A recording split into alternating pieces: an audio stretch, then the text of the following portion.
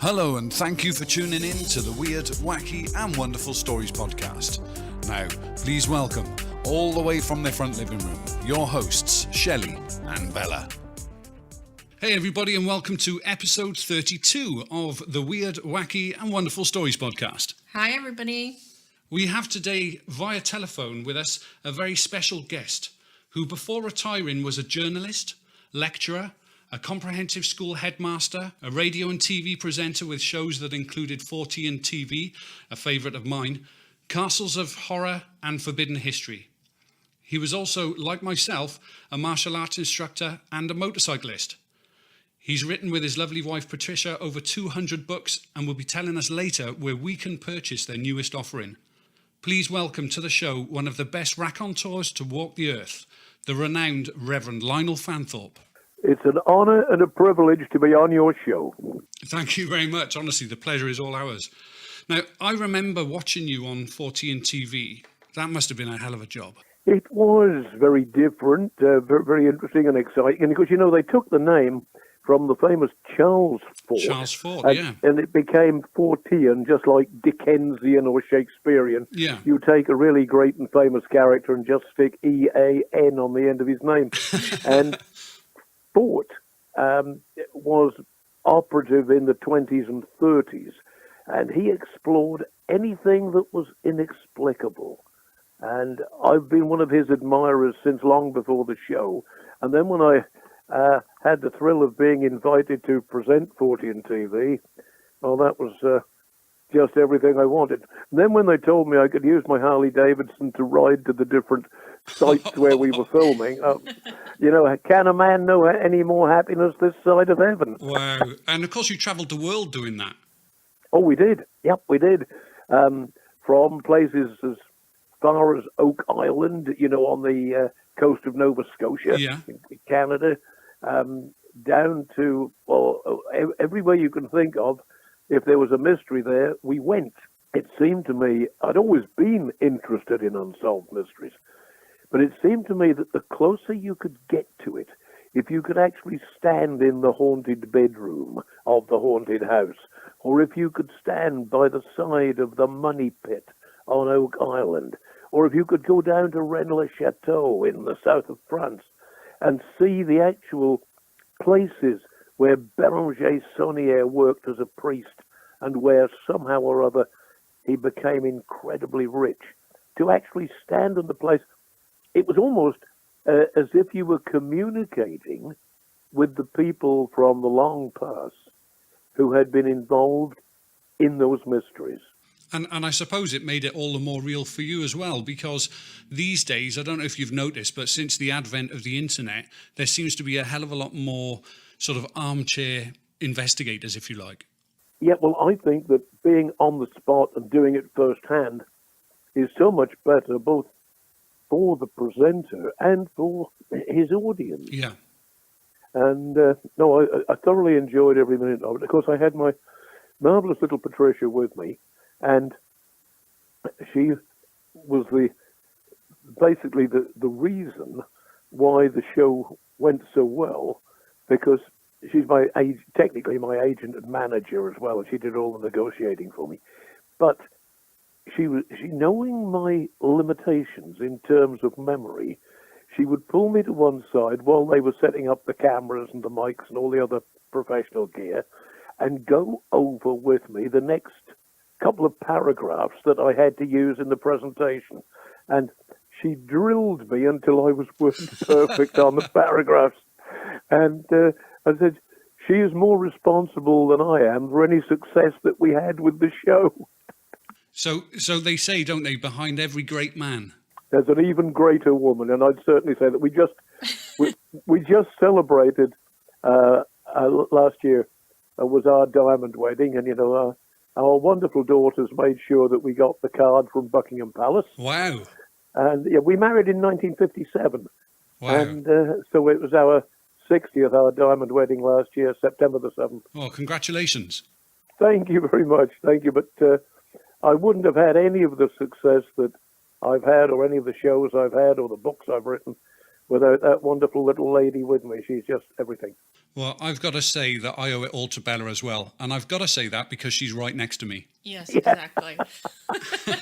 So And I'm sure it's absolutely right because, as you just said, behind every successful man is a wonderful woman who's helping him. and I think that if you can share something that you're both passionate about as well, then that just Oh, makes yes. it all the more sweet, doesn't it? Well, we're both fascinated by unsolved mysteries, and no matter where the place is, and never any demur about, oh, well, let's get on the next train. I can remember when we first investigated the Rennes-le-Chateau mystery. That was the one that Bagent Lincoln and Lee did a program on about 30 years ago. And I was teaching then. I came in from school, and it was at the end of July. We got about one more day to go before the school broke up. And Patricia, I've just seen this amazing show about Rennes-le-Chateau in, south of France. And within sort of 5 minutes, we'd arranged to take the children over to stay with my mother while we hitchhiked all the way down to Rennes-le-Chateau. Really? Yeah, and but that was the sort of thing that where you really depend on her. And so we took our two delighted little daughters over to stay with Grandma, who loved them as much as they loved her, and we knew they'd be having a fantastic time. And we were off with our thumbs up down the French motorway, all the way down to Carcassonne, and then from Carcassonne to Rennes-le-Chateau. The only place I've ever heard of that, Carcassonne, was from the game that we used to play. Do you remember that? Yeah. Have you ever played that, Lionel? Carcassonne? No, I hadn't come across that. I can't remember. It's about taking charge of different areas. Is that right? Yeah. Yeah. It's almost like Risk. Do you remember Risk? It's like that, Yes. It's like that kind Yes, of thing. I do. Yeah. But of course, the Rennes-le-Chateau story was where this impoverished priest suddenly becomes the richest man in the south of France, and nobody till this day knows what he found, where he got his money, whether he was actually discovered something and was blackmailing the Vatican, or what the dickens he was up to. Right. But Béranger Saunière was,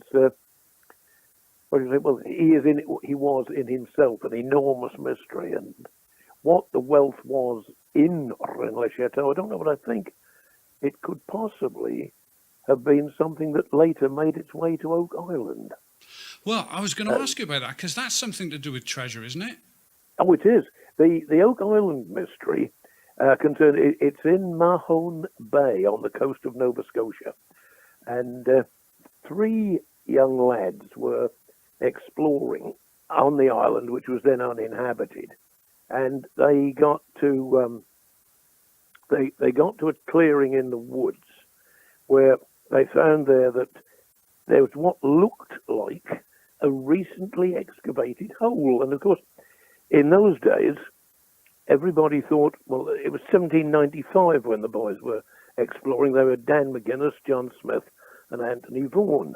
And in those days, if you imagine, if we were teenagers in 1795, actually, I sometimes think I must have been, there was everybody looking for pirate treasure. And when the boys saw this big hole in the island, they started to dig. Oh, somebody's left something enormous down there. And they got down as far as they could, which wasn't far. And then they went back and came back with an adult expedition. They got their parents and their uncles and so on, close friends and neighbors. And the adult expeditions have been working on Oak Island ever since. And one of them was that the pit flooded to a depth of about 60 feet. And the water rose and fell gently with the tide. And the men who called themselves the Onslow Company said that trying to get the water out of that pit with bailing and pumping was like trying to eat soup with a fork. And one expedition after another took over. And apart from small things, of course this has recently all been televised, apart from small things being found, and a mysterious plate that said 40 feet below 2 million pounds are buried, nobody's ever fished that out. And one of the theories is that it was Templar wealth that had been taken over in 1307, some of it having been hidden in Rennes-le-Chateau, where the Templars had a stronghold. well, it was very close, at Chateau Blanchefort, only a couple of miles away. And it was thought that once Philip IV, Philip le Bel, who destroyed the Templars in 1307, that they had taken what treasure they had hidden there, and what Philip didn't get was the Templar fleet, which was at La Rochelle. And if you could imagine them battling their way across the Atlantic to get as far as possible from Philip, the thought being, if you're looking at a modern comparison, if you want to hide something from somebody who's after you, then try and get on a lunar rocket. And crossing the Atlantic in 1307 would have been the equivalent of a lunar rocket today. And I think that when they do eventually solve the mystery of the money pit on Oak Island, that it will be some very, very potent ancient treasure which was put there 700 or 800 years ago by the Templars. Am I right in saying that you had your own adventure when you were on the boat over to Oak Island? Is that correct? Yeah, we have had one or two adventures there. But the most exciting thing about that I had was the money pit. We met Dan Blankenship, who is now still fighting on well into his 90s. And of course, when we were there, he was still in his 60s. And Dan, the sort of guy that he was, he had got the Congressional Medal of Honor for his war service. He was a real character, feared nothing. And he showed us this huge hole he dug, which was called Shaft 101. And down at the bottom there, Dan nearly lost his life. He'd gone down, it was flooded, and his ascent mechanism failed, and he managed to make contact with his son who was helping him on the island. And he said, "Boy, unless you want to be an orphan, get me out of this." I'd love to go over again now and help the guys who are doing it. Yeah. So it's still going on today? There's a television series about it, and there are two brothers who have got wonderful financial resources, and they've taken all kinds of digging equipment over there. And I think if anybody is going to solve the riddle of Oak Island, it will be these two guys. It's a very impressive program. Recommend it. Yeah, I'll have to look that one up. Am I right in saying something happened on the boat when you were travelling over to the island? Oh, yes. The first visit that we'd made, there wasn't anybody particularly, but they'd all pulled their boats up for the winter. Mm-hmm. And, sort of pulled them up way over high tide level. And the only guy that we could persuade to take us over was a local boat builder and repairer who said, "Well, I've got this one almost ready, but I think it'll get us over there." we got about halfway across, and the boat decided it wasn't going over there, and it was doing its best to sink.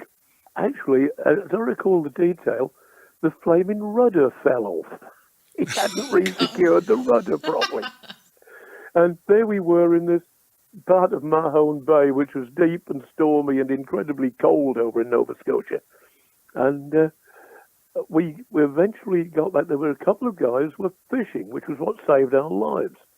And we drifted in close to them, and one of them held his rod out and said, "Hey man, grab this." So I grabbed it.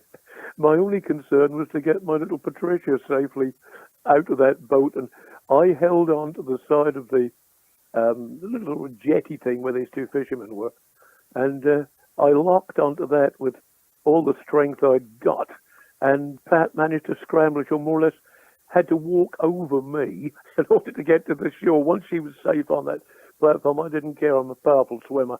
I wouldn't have cared if the boat had gone down once I'd got her safely on the land. Oh, but it didn't. Me. And we got to the, and of course, on subsequent trips, there was a causeway built so that you didn't have to use the boat at all. You could just walk along the beach onto the causeway and walk across, which was a lot safer. Yeah, definitely, by the sound of it. I bet that experience didn't do that boat builder much good, did it? No. He was hoping to make a few quick bucks from taking us over. Yeah, but you were both okay.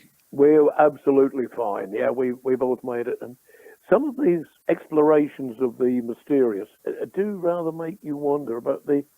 I'm trying to remember where it was now. It was one of the Caribbean islands.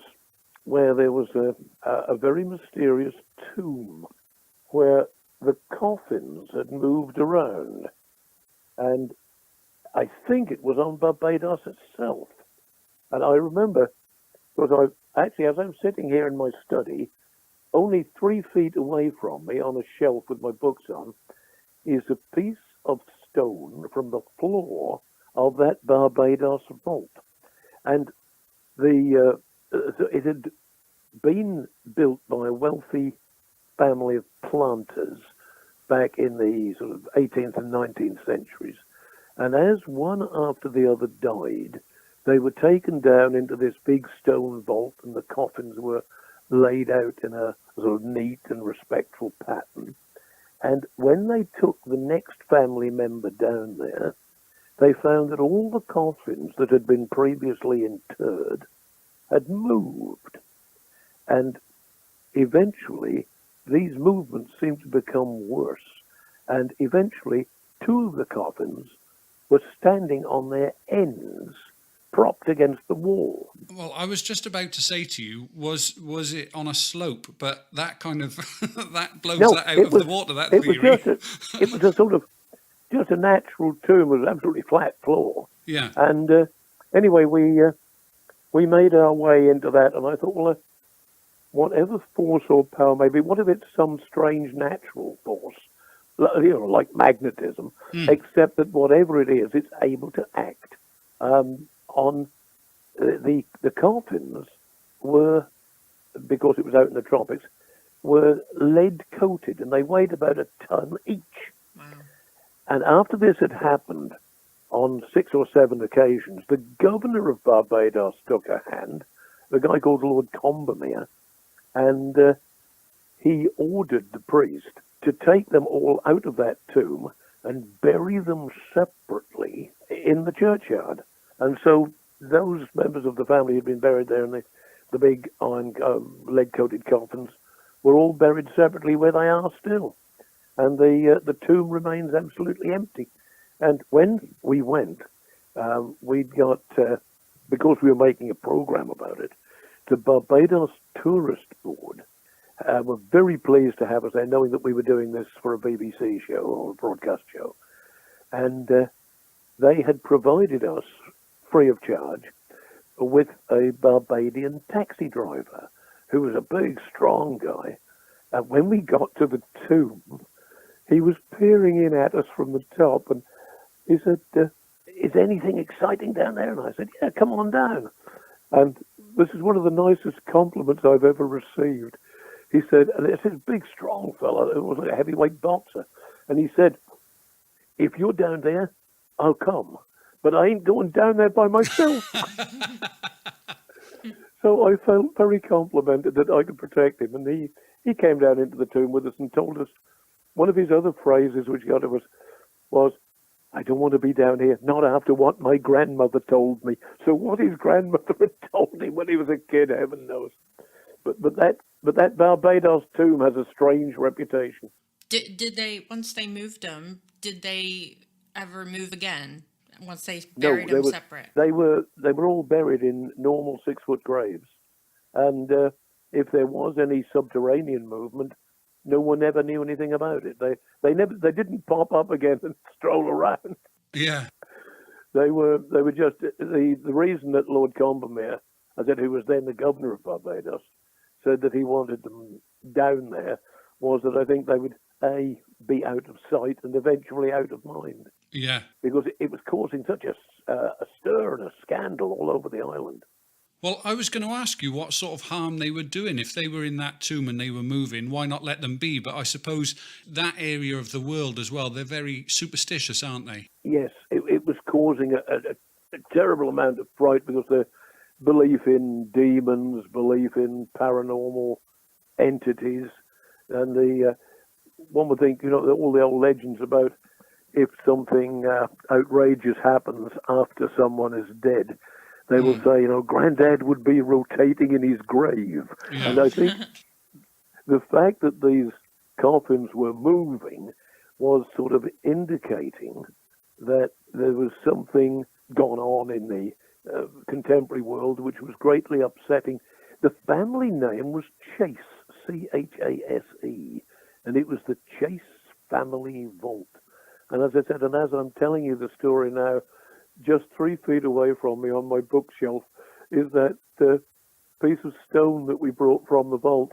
And one of the things that the local authorities said to us was, when they let us go in, under no circumstances remove anything from the vault, because it was still believed, even by some of the authorities, that there was some weird evil power that operated on, and if you took anything from it, then what you had taken might be said to be impregnated with the strange dark force. But that was 30 years ago, and I'm still here. Yeah.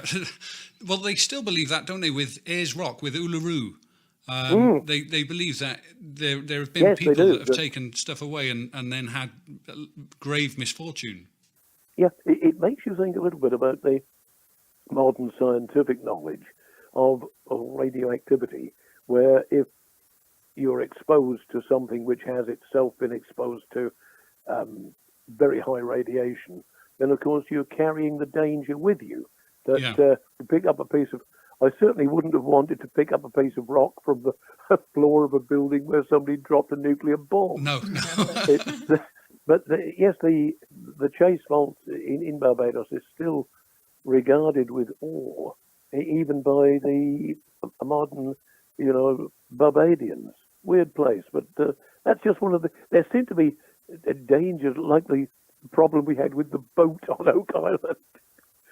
There do seem to be strange things attached to some of these places. Who was that family? What do you know anything about their background? The Chase family. No, I don't know what happened to them. I think that the very last of them had died in the early 19th century and was one of those who were interred in the vault, but there were none of them left. It was almost as if the earlier burials had been sort of waiting for the last member of the family to join them. It's a very odd business. So they were more or less silent, if you like, or at least static until such time as that last family member was interred. See that every time there were about 5 or 6 of them in there, and it rather seemed, from what we were able to gather from the people who were telling us the story and from our own investigations on the island, that the discovery of the disturbance, movement of the coffins, took place every time there was an interment. That you couldn't just sort of look in, but the doors were sealed. Right. And then when another member of the family died, the doors were opened, and to everybody's horror and consternation, the coffins that had been put in there previously had moved all over the shop. Right, okay. So that we don't know at what time it was. If there was, shall we say, 2 or 3 years between the interments, Yeah. then we don't know at what point or period that had actually happened. Yeah. Okay, I'm going to move you from one tomb to a story about a time slip incident at Tomblands. Is that right, in Norwich? Yes, in Norwich, yes. Oh, that was an amazing thing, and it's so local because Patricia and I are both Norfolk kids, and Norwich was our capital city of Norfolk, and that was where we always used to go for our shopping or the theatre or if there was a good film on. And one of the very strange things, if you go down to Norwich Cathedral in what is called Tombland, there's an old-fashioned Victorian gentleman's toilet. And it consisted, you had to go down this big flight of steps. The toilets must have been, I think, probably 20 feet below surface level, or at least 15. And it was one that I had on occasion used when you've been shopping. You think, well, I'll just pop down there. It is a convenience. And the very strange mystery was there was a small car parking space. You could put perhaps 4 or 5 cars around this toilet. They were marked off as parking spaces. Mm-hmm. And a retired couple, gentleman and his wife, had been shopping. And she said she was fine until she got home, but he said, well, I'm going to have to just pop down into the Tombland toilet.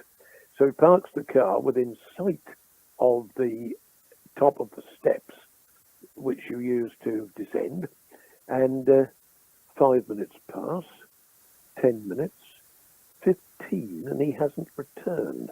Now, she is getting very anxious in case he's either fallen on the steps, had a heart attack, had a stroke. Yeah. Is he lying there unconscious on the floor of the loo? And a well-meaning and kind-hearted traffic warden was going past, just checking. You don't find many of those, do you? Well, I've heard that they're rare. But anyway, this guy was very friendly and helpful, and he could see the lady was anxious, and she said, "Could you please help me go down the toilet and see whether my husband has been taken ill? He's been down there an awful long time." So traffic warden says, "Of course I will, madam." And down he goes. He came back no more than 3 minutes later and said, "There is no one in the toilets, madam. I have opened all the individual, there were 3 or 4 individual toilets, and then there was the urinal on the wall, up against the wall. And he said, I've opened each of the cubicles. There is no one in there." And she said, "Well, I can't understand it." She said, "I've been sitting here in the car right by the top of the steps waiting for him to come back." And anyway, the traffic warden went on his way to do his other duties. And another 5 minutes passed, and he, the husband, reappears looking very distressed and worried. He opens the door, sits down beside her and says, "I've just got to get my mind together and I'll tell you in a minute." And he says, "I'm all right, don't worry, love, don't worry." And when he's recovered after a few minutes, she said, "Please, what happened?" And he said, "I don't know. I went down, I used the toilet, I washed my hands, I came back up the steps. The car was not here. You were not here. On the next road that intersects with Tombland, there were cars going almost in total silence, and they were of a design I have never seen." And he said, "I remembered reading in science fiction stories like H.G. Wells that if, unbelievable as it seems, a time slip happens, go back to the place where you were when it happened." And he said, "And I went back down into the toilet." And he said, "And I pulled the seat cover down and sat down, trying to get myself back under control, because I was in a state of shock. And then he said, when I'd recovered, I came up the steps, everything was normal. You were here, the car was here, and there was no sight nor sound of the strange vehicles that I saw when I came up the first time."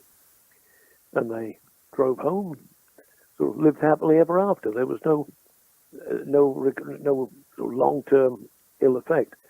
Now, on this whole question of time slips, I think that even the most advanced of our physicists really know what time is.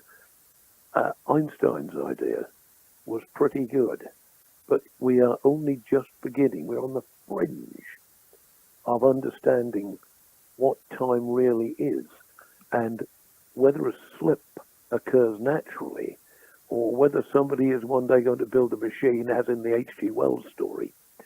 On that, so that's the story of those two. Now, I've found a very, very interesting piece that, in a sense, augments what we've just been talking about and looking at. Okay.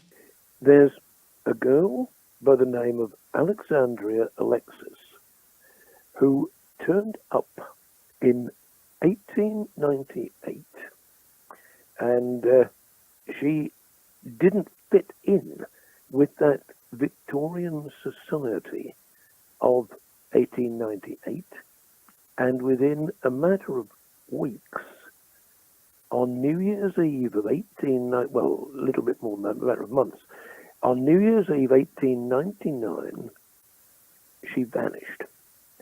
And what she had said to people that she spoke to during the very brief time she was there, and this was in New York, apparently, from the notes I was able to find, that she said she had lived in the year 2025.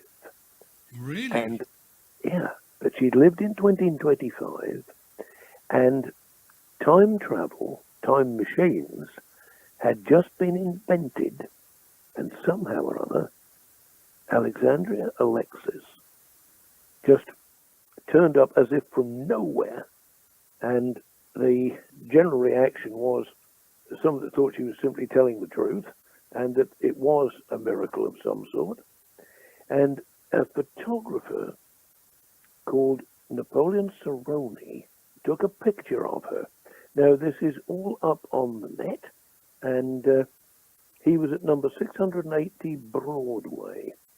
And said her name, the headline of the piece is "The Girl from the Future, Time Traveler Revealed." Now, if that is something factual that really happened, and if that photograph shows it, it's very well you and our listeners looking that up, because the photograph of her is very striking, but she doesn't look Victorian. She looks more like somebody from our epoch. And it makes you think about the two old people and the gentleman who somehow whisked through time, however brief a period, in the Tombland toilet in Norwich. And this young lady who turned up in 1898 claiming that she'd come from 2025. Well, presumably she would be alive now then. Oh, she would, yes. I mean, from the photograph, it looks as if she's in her early 20s. So she would have been born around about, 2005, 2006. Wow. So maybe we should get our listeners to share that image as much as they can and see if someone can track her down. That would be absolutely marvellous, Shelley. Yes, indeed it would. But there it is. It's called, the headline that I got when I was looking for some interesting information to go with our session today. The headline is 1898, The Girl from the Future, Time Traveler Revealed. And it comes under a heading of Unexplained Mysteries. And another way of looking her up would be Alexandria Alexis. Right. So it would be marvellous to get our listeners to look into that if they could. And what if somebody has actually knows her? Wow. Yeah. Maybe she's on Facebook. Yeah. Probably everyone's on Facebook these days. You've got another story as well that we'd like to delve into, if that's okay. Very happy to do so. And that is a story of a spring-heeled jack. Oh, yes, dear old spring-heeled jack. It's a wonderful tale. The first sighting of spring-heeled jack, allegedly in 1837. And that was, he turned up all sorts of places, but that was mainly suburban London where he appeared. And the early 19th century, of course, there were reports of ghosts stalking the streets of London. And the first alleged sightings of spring-heeled jack were in 1837. And the last reported sighting of him, as far as has been recorded, was 1904. So he was around for quite a long time. And he was certainly a fully grown adult by 1837. Yeah. And if he was still kicking around in 1904, he must have been well into his 80s. The story begins with a young lady by the name of Mary Stevens, who was walking in to Lavender Hill, and she worked in Lavender Hill as a servant, and her parents were in Battersea. She'd been home to see her parents, and as she was walking home towards Lavender Hill, past Clapham Common, the description is that a strange figure leapt at her from a dark alley. He grabbed her by both arms and began to kiss her, and then he started to rip her clothing away. And her description was, when his claws touched her, according to Mary, they felt cold and clammy, as if he was an animated corpse. I think, Lord, we can give some credit to the local residents, because poor little Mary began screaming her head off, as I think most people would if that thing grabbed them. Yeah. And out of the local residents, they immediately came to her rescue. And you think, that is how society should react. You hear someone scream for help, and you get in and do something. Yeah. I'm going to digress there just for 1 second, because it reminds me of an episode where we were shopping here and just going down Churchill Way back to the car park and heard someone screaming. And as we got closer, there was a great brute of a bloke, about the size of Schwarzenegger, with a poor little teenage girl, she didn't look more than 13 or 14, by one wrist, shaking her. And from the distance we were away, heard him shout, "When I get you a client, you do as you're told." And Patricia mentioned he's pimping the kid. And then when she normally restrains me from getting into a fight, she said, "Get him." And it was rather like those lovely old films they used to make of the Eastern extravaganzas, where the princess has a tiger on a chain and releases him when she wants something. So my princess released her tiger. I was furious because we got two lovely daughters, and I looked at this object. I thought, "What are you doing to that kid?" And I looked again at these, as you and I do as martial artists. You know, you look at the size of the bloke and you think, am I going to wrestle him or am I going to hit him? And he was a good 18 or 19 stone against my 15. I thought, no, I'm not going to grapple him, I'm going to hit him. And I had actually got within striking distance, brought my hand back. I was intending to chop him right across the throat and drop him. And two policemen came round the corner. Wow. Fortunately, one of them knew me. And he gave me a great big grin. You can see what was happening there. They must have heard the girl screaming. And he gave me a great big grin and says, "All right, Lionel, we'll take him." And they grabbed an arm each and marched him off, and the girl ran for her life. But I was just, thinking of that in the way that you hear a girl screaming, you go to the rescue. Yeah. And this was what happened with Mary. And as the local residents rushed out to help her, Spring-Heeled Jack, as he was later known, escaped. And he made a very strange, high-pitched, ringing laugh and jumped a 9-foot wall. Wow. Now, from a standing start, I think most of us could probably jump 3 foot, maybe 4. Yeah, if that these days. Yeah. To jump from a standing start and clear a 9-foot wall, that is odd, very odd. Yeah, just a Now, little. a few months after these first sightings, we're now on to 1838, and Sir John Cowan was then the Lord Mayor of London. And he then became interested in it, and he had received a letter signed only as a resident of Peckham.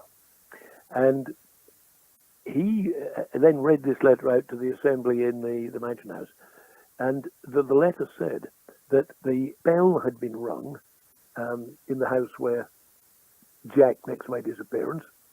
A servant came to open the door, and he grabbed the poor girl, and he then started to run away with her when, once again, screams brought rescuers to help her. There was also the Allsop report, little Jane Allsop, on the night of the 19th of February 1938, answered the door of her father's house to a man who said he was a police officer. He told her to bring a light, and he told her, "We've just caught Spring-Heeled Jack in the lane." So, very excited, she brings a candle and noticed that he didn't look quite like a local police officer. And she described him afterwards as having eyes that resembled red balls of fire. And she screamed for help when he grabbed her, and fortunately her sister came to her assistance and pulled her away from him. The thing, whatever it was, ran away. And there was also an occasion with Aldershot where it wasn't an attack on a girl, but this was August 77, and Spring-Heeled Jack appeared in the Aldershot barracks, and a sentry who was on duty peered into the darkness, and he issued a challenge that went unheeded. The figure came up beside him and hit him across the face. The guard shot at him, and he said there was no apparent effect. And later theorists suggested that he had only fired blanks, but the figure then disappeared into the darkness, and here's the important bit, with astonishing bounds. So there we are. Another occasion, he turned up in Lincolnshire, he turned up in Liverpool, and no one has ever caught and identified Spring-Heel Jack. You know, makes you wonder if he's still around now, where is he going to attack next? Yeah, exactly. Do you think that maybe there were copycats involved? Because, as you said, he would have had to have been well into his 80s. Yes. And you wouldn't expect someone to be as sort of spry. As he was at 20, yes. Yeah. Now, yes, I think that there were impersonators. It's such a... you can imagine a couple of young students having had a few pints, and one of them saying, "Here, let's frighten the locals. I'll come running in and shouting, 'Look out, here's Spring-Heel Jack,' and you bounce down the road after me and then jump that wall." It's the sort of thing that would have, I think, appealed to young men who were out for a laugh. Because he even became sort of folklore, didn't he? Wasn't there a comic? Wasn't there a Spring-Heel Jack comic that came out? I believe there was, yes, a serial published in Charlie Fox's paper, The Boys Standard, which was called Spring-Heel Jack, the Terror of London. And another one appeared in the Beatles' New York Dime Library in 1885. That was written by Thomas Monstry, Colonel Monstry. And that was just called Spring-Heel Jack, the Masked Mystery of the Tower. And Spring-Heel Jack, the Terror of London, appeared again in the Boys' Monster Weekly. And there was a play about him written by Pete Turson that was first performed in 1970 and was published in the periodical Plays and Players. And then way back, the Spring-Heel Saga was broadcast between 2011 and 2016. And he became, in later publications, a sort of vigilante superhero instead of being a bad guy. And that appeared in The Hornet and The Hotspur. Coming off of that a little bit, I've got a question to ask you. Yeah. As a priest, we mentioned in the bio there at the start that Yes. you're originally, I think you were an Anglican priest, is that correct? Yes, I was ordained as an Anglican priest about 30 odd years ago. Did you ever come across any mysteries that kind of, I don't want to say challenged your faith, but made you think maybe there's something that isn't explained or something that's... Oh, yes, I would certainly say that. I would think there is no 11th commandment which says thou shalt not think. And I would say that, especially as a science fiction writer, when you do your best to ponder the mysteries of the universe and to try and incorporate them in your stories, as I have done in The Black Lion and The Golden Tiger and Ziltala the Priest, which are really sociological and psychological adventures. And what I've found as a priest, that you need to be totally open-minded about the universe and its mysteries. I think any religion which shuts your mind down and says, you mustn't consider that or you mustn't consider this, is harmful. I believe that the greatest of the gifts that God gave us was our curiosity and the ability to think and to wonder. And when you think of the, in my mind, unsolved problem, which is classified in philosophy as theodicy, which is the unsolved problem of a God whom we believe to be the loving Father of the universe, and the unbelievable suffering that's everywhere that we look. How do we reconcile a loving God who is all-powerful with the terrible suffering that occurs? Yeah. Now, there are various very wise theologians who have attempted to solve the problem, but I don't think any of the solutions as yet put forward satisfactorily solve it. I believe in God. I believe in human survival, and that I believe the world to which we go when our life ends here is a place of great joy and light and happiness. But there are times when you pick up a news item and you think, how could a loving God permit that to happen? So I said, although I am a committed priest, I believe in God, I believe in the Christian faith, but there are huge question marks, and I don't find that incompatible. You know, when we bring up our children and we do our best for them, there are occasions when they will ask each other, or in their own minds, why have mum and dad done that? Why can't we go there? Or why have they stopped us doing this? Yeah. Or in the simplest of examples, a youngster hurts himself, and in the course of binding up the wound, that when they fell up down, you, no matter how gentle and tender you are, you hurt them, and you don't mean to, you don't want to. You just want to make sure that they don't get any infection. Or, you perhaps put some disinfectant on the cut, and it hurts. And so the boy or girl concerned wonders why the loving parent is causing him that pain as they put the sticking plaster over the wound. Yeah. And this is the kind of question that I think we need to ask as philosophers and theologians. That this is the kind of question that we need to ask in order to understand. As I said, my favourite quote on those lines is the one I just used, that there is no 11th commandment that says thou shalt not think. God gave us our minds and wants us to use them. Yeah, it's part of the free will, isn't it? It's part of our free will that we've been given. It is part of our free will, yes.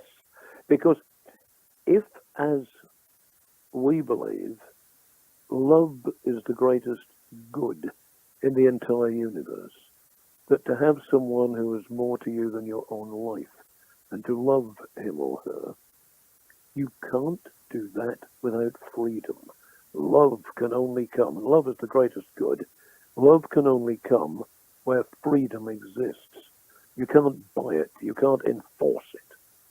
And I think that in order for love to be able to exist in the universe, it's essential for there to be freedom.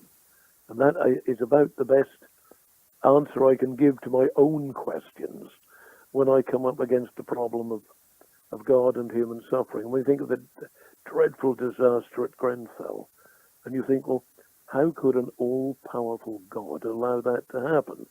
But somebody was free to make decisions about the structure of that tower. Yeah. And Do you think that sometimes God, why do you think sometimes he would intervene, and then there are the instances like that where he just lets it happen? Yes. Now that whole question, Vella, of intervention, there do seem to be occasions on which there is. It may not come from God. It may be that we do not yet understand the full and amazing power of the human mind, and that there can be occasions on which something that appears paranormal, or the power of thought and mental energy, can actually have an impact on the external physical world. That somebody with, shall we say, an enormous strength of mind can actually will and want and wish something, and can perform a feat of physical strength which is not normally possible unless you have directed the power of the mind toward you come, as you must have done on your interest in mysteries, you must have come across occasions where things are achieved physically which seem almost impossible. I was listening to that magnificent Welsh cyclist who's just won the Tour de France, and he was making the point that going up a steep hill, if you're a cyclist of his quality, it isn't just your legs that are doing the action. There's something in your head that is doing it as well. He didn't phrase it quite like that, but that was that was the gist of it. When you get a superb athlete, and he or she can do what appears to be far beyond human strength, I wonder how much of that is in that athlete's mind.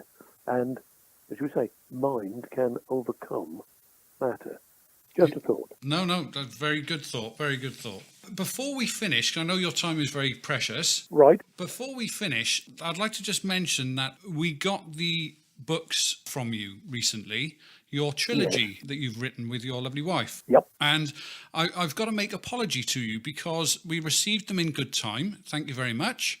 Right. I actually work away quite a bit, and Bella's son Bryce stole the first one of the books and has not let me have it back yet. Well, I would take that as a great compliment. He's enjoying what I've written. And when someone enjoys what you've written, you feel you've done something right. What they are psychological and sociological. Although the story is one of action and a great deal of action, and that it's science fantasy, it's set on another world called Dural Walthor. And the three characters, what I've tried to do with it is to take aspects of human personality, which all of us possess to a greater or lesser degree. And the Black Lion, who is the hero of the first book, is actually that aspect of the human personality which is ambitious. That's the sort of Alexander the Great type. I'm going to win. Then the Golden Tiger is the hedonist. He's the pleasure lover, likes his wine and his food and all the other joys of life. And the third one, Zotala the priest, is the spiritual side of us, the altruistic side of us, the side of us that cares about others and does our best to help.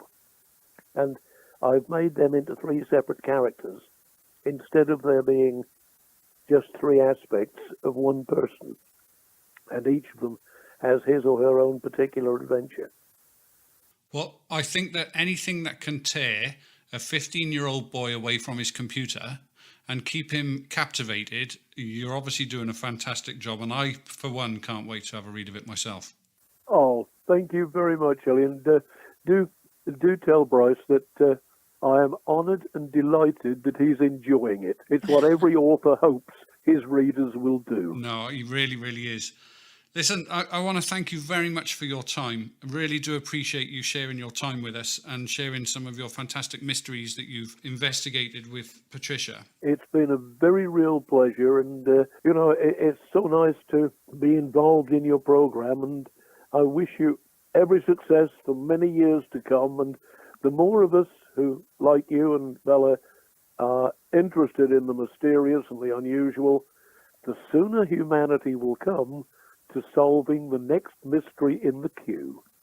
Well, I'm hoping that one day there will be a new word, and that will be Fanthorpian.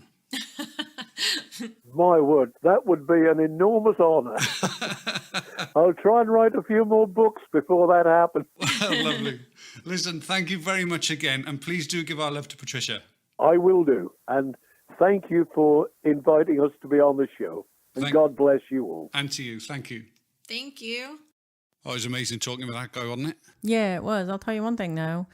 You know the story was saying where the guy went down and then to the toilet and then came back up and it was all futuristic? Yeah. Yeah, well, I'm not surprised because when you go to the bathroom, you take ages in there. Yeah, there's lots of things to do in the bathroom. I got myself all clean and smelling good and looking good. And I'm talking about when you got to go to the bathroom, not make yourself smell good. Well, I guess you would have that's to when try I to make catch up yourself. on my Twitter. Nice. Okay, so you've just told our wonderful listening audience that you read their stuff while you're taking a poop. Yeah, yeah. Nice. But you tell me one person who's on Twitter and Instagram that doesn't use that time to do that. Me. Thank Okay. you. Okay, fair enough.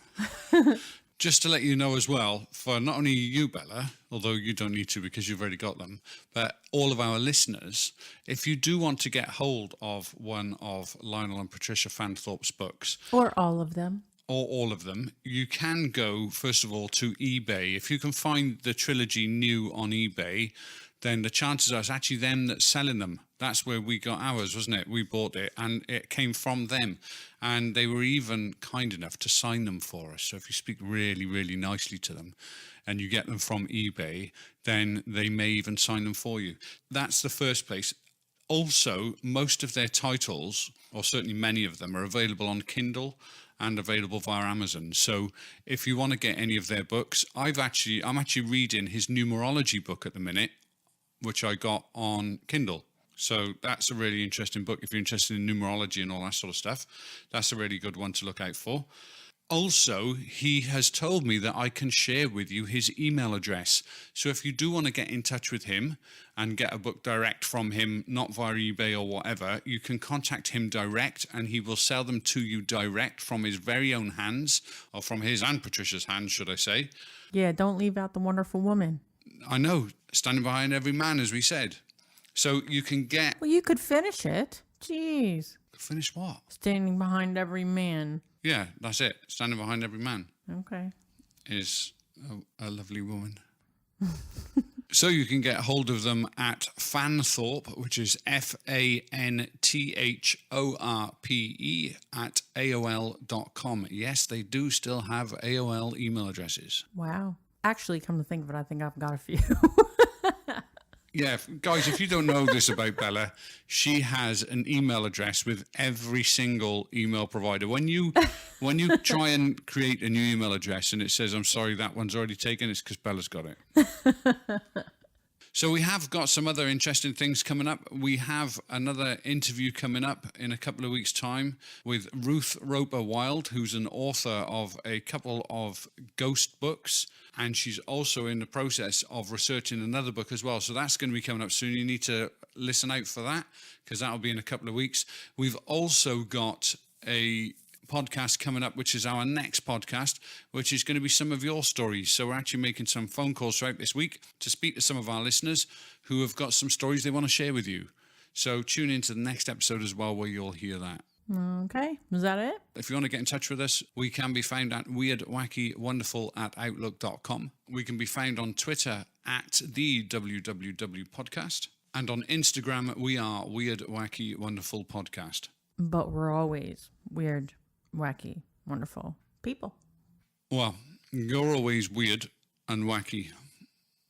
Yeah, that leaves me as wonderful. Cheers, guys. I'm going to run now. Yeah, you better. Bye. See you guys. Take it easy.